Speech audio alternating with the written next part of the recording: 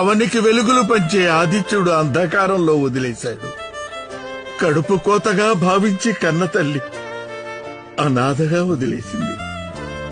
విద్య నేర్పిన గురువు పరమ కిరాతకంగా శాపగ్రస్తుణ్ణి చేశాడు. దాతృత్వాన్ని ఆసరాగా తీసుకుని దేవేంద్రుడు శక్తిని హరించాడు.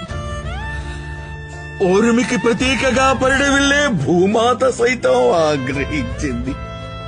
ఇద్దరి వల్ల శక్తిహీనుడనై నీకిచ్చిన వాగ్దానాన్ని నిలబెట్టుకోలేకపోయాను మిత్రమా.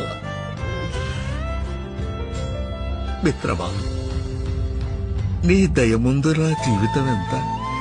ఈ జన్మకే కాదు హితుడా, జన్మ జన్మలకే ఈ రాధేయుడు నీ విధేయుడే మిత్రమా.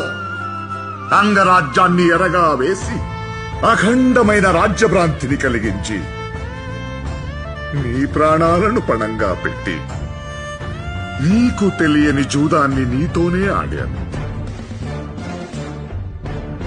స్నేహమనే ముసుగులో ద్రోహం చేసిన అపరాధ భావం అగ్నిజ్వాలలా నన్ను దహించి వేస్తోంది.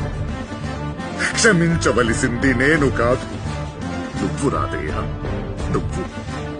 అపురూప ఆదరణ కల్పించి అపరాధ భావం అంటావేంటి మిత్రమా?